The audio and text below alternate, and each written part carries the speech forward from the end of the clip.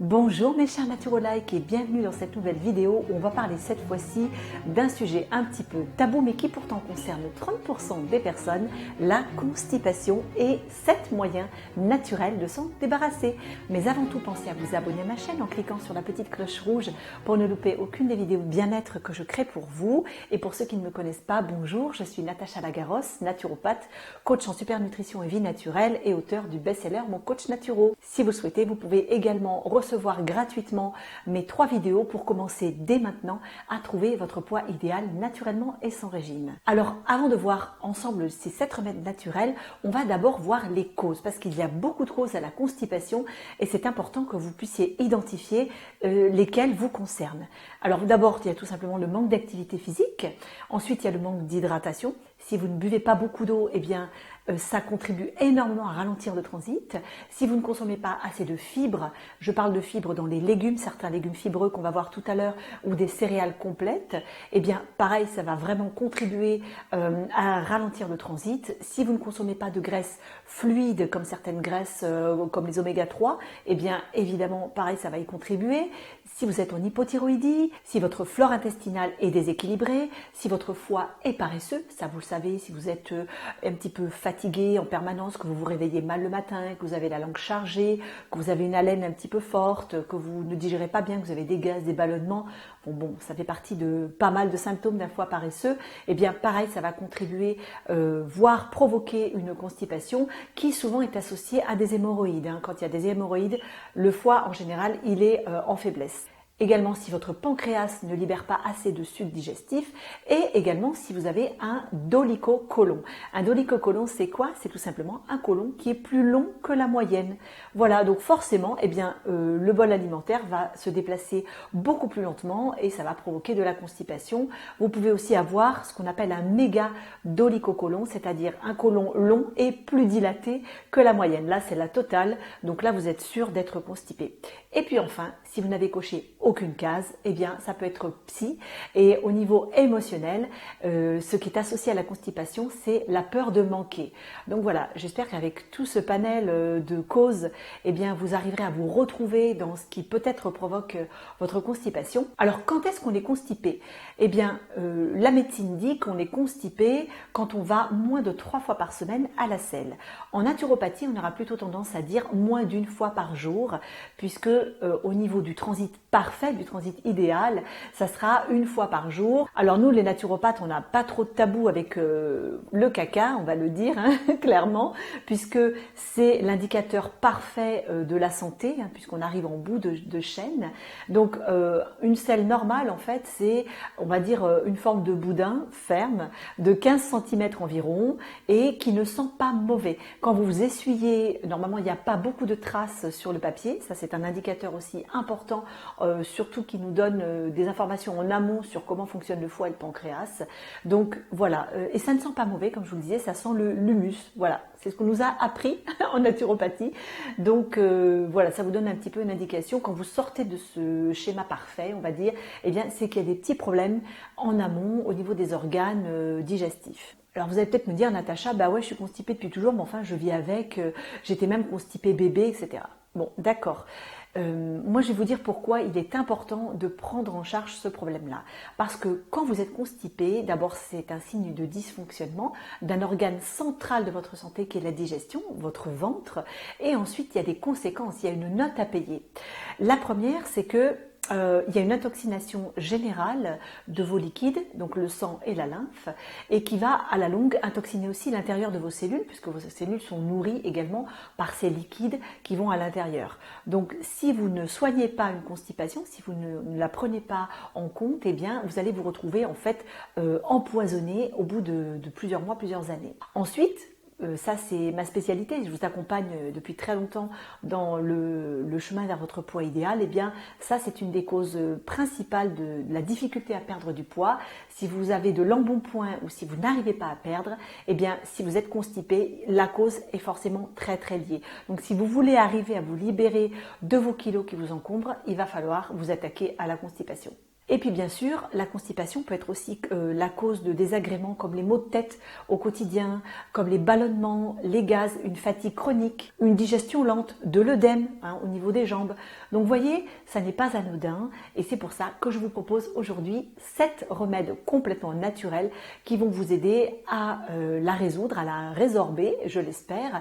Alors sachez que souvent ce n'est pas une seule solution qui va suffire, mais plutôt 2, 3, 4, 5 solutions mises ensemble qui, pratiquées tous les jours, vont vous aider à vous libérer.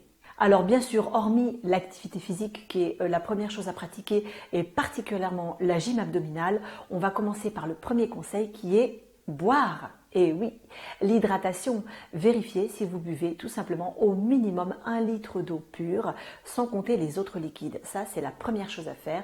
L'eau rince votre corps de ses déchets, mais va aussi accélérer, gonfler le bol alimentaire et permettre le péristaltisme, c'est-à-dire l'avancée naturelle et automatique de votre bol alimentaire. Le deuxième conseil, tout le monde le connaît, mais est-ce que vous l'appliquez? C'est de manger des fibres. Les fibres dans les légumes, avec certains légumes fibreux comme le céleri, le poireau, la carotte, les champignons.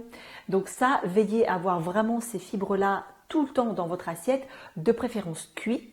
Et les fibres insolubles que vous trouverez dans les céréales complètes, donc les céréales avec le grain, avec l'enveloppe, donc tout ce qui est riz, pâtes si vous en mangez, du sarrasin, du millet, voilà, enfin dans le pain également, le pain complet. Par contre, attention, si vous vous mettez tout d'un coup à manger des céréales et du pain complet non bio, eh bien vous allez vous faire du bien à l'intestin, mais vous allez vous flinguer votre système nerveux puisque les pesticides sont reconnus comme étant neurotoxiques et perturbateurs du système endocrinien. Donc si c'est complet, attention, prenez le bio. Mon troisième conseil, très naturel, c'est de drainer régulièrement votre foie, enfin même le couple foie-vésicule biliaire, qui est vraiment l'organe central de la régulation en fait du bol alimentaire. Donc si vous êtes constipé en général, vérifiez les symptômes d'un foie fatigué, mais vous avez certainement un foie qui a besoin d'être stimulé. Donc les plantes royales pour ça, ça va être le romarin et l'artichaut. Pensez au romarin et à l'artichaut, le radis noir également, mais le radis noir, vous éviterez de le prendre si vous êtes très fatigué parce qu'il va être un tout petit peu trop décapant pour le foie, un peu trop remuant, mais prenez régulièrement des tisanes d'artichaut et de romarin, consommez de l'artichaut également en légumes et vous verrez que vous aurez vraiment de super résultats sur la constipation mais aussi sur les hémorroïdes. Mon quatrième conseil, c'est ma petite botte magique que peu de gens connaissent, c'est le psyllium blond ou psyllium doré. J'adore conseiller ce produit magique parce que ce n'est pas vraiment un complément alimentaire puisqu'il n'y a pas de principe actif. Du coup, on peut le conseiller de 6 mois à 100 ans sans problème. Il n'y a pas d'activité spécifique sauf celle de gonfler au contact d'un liquide et créer un gel bienfaisant qui va en fait nettoyer votre intestin, qui va le ramoner même, permettre de décoller en fait certains éléments toxiques qui ont été déposés sur les parois de votre intestin.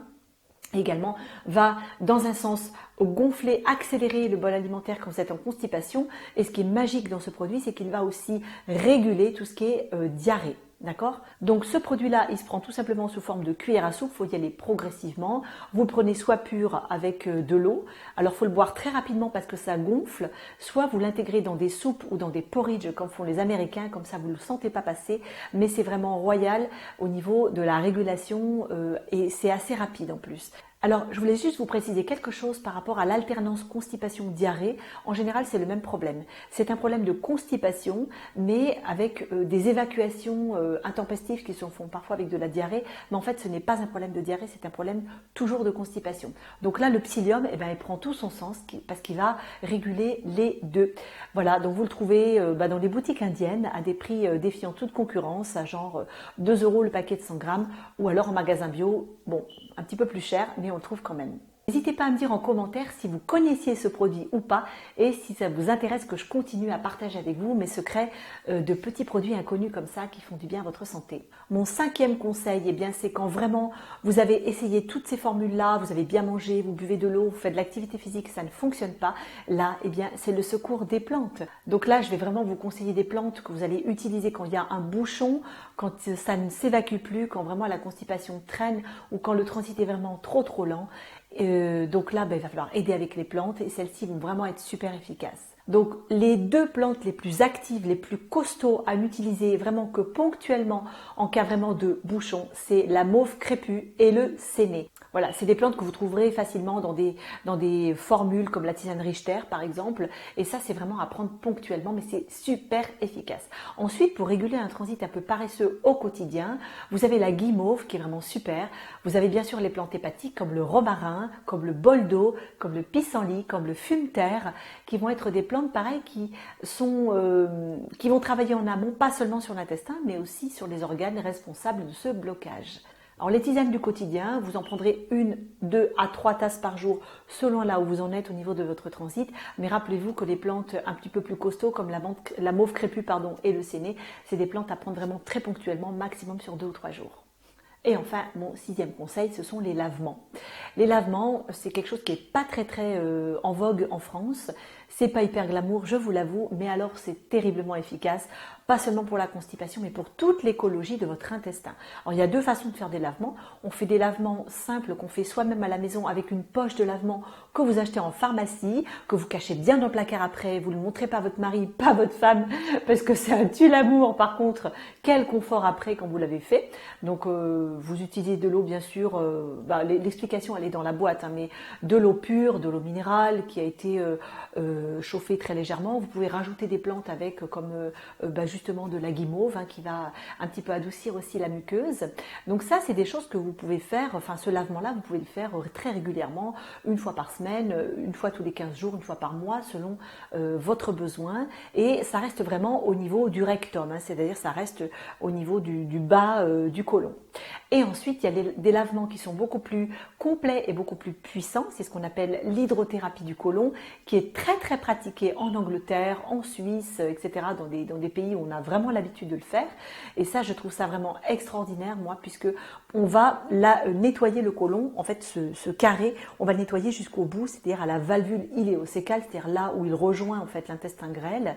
Il y a une petite capsule normalement qui se ferme, et là, on va pouvoir nettoyer jusque-là. Donc, c'est un nettoyage hyper complet qui peut même permettre de décoller, rendez-vous compte, des particules de résidus, de médicaments ou de toxines qui sont là depuis 20-30 ans dans les microvillosités de votre intestin. Donc ça se fait pas seul, ça se fait avec une infirmière agréée qui fait ça régulièrement, pas quelqu'un qui fait ça tous les 4 matins, non, c'est quelqu'un qui fait ça tous les jours et ça fait pas mal du tout, je vous rassure, c'est même plutôt agréable et on fait 3 séances, c'est important de faire les 3 séances pour vraiment arriver à décoller toutes les impuretés qui sont accrochées à votre intestin et qui vous pourrissent la vie. Voilà.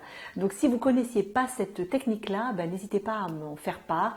Si vous la connaissez et que vous l'avez pratiquée, encouragez ma communauté des Naturoliques à le faire, puisque moi j'ai vraiment vu des cas super de personnes qui ont perdu 10 kilos après une hydrothérapie du côlon, des personnes qui ont même retrouvé le moral, puisque vous savez que l'intestin est très lié au moral. Voilà. Donc vous avez vu un petit peu le tableau riche et coloré qu'on a eu aujourd'hui et j'espère que ça vous aura convaincu de prendre en main votre constipation si vous en avez, et si vous l'avez déjà et que vous n'avez pas trouvé de solution, j'espère que vous aurez trouvé la solution parmi celles que je vous ai proposées aujourd'hui. Je suis en train de penser que je vous ai parlé de la 6e et qu'il y avait 7 solutions, la 7e étant la toute première que je vous ai indiquée mais pas chiffrée, c'est l'activité physique. Voilà, comme ça on est au complet. Voilà, j'espère que cette vidéo vous a plu. N'hésitez pas à mettre un petit pouce pour m'encourager à continuer et recevoir bien sûr toutes les autres vidéos en vous abonnant à ma chaîne. Merci encore pour ce partage. Je vous dis à très bientôt pour d'autres vidéos.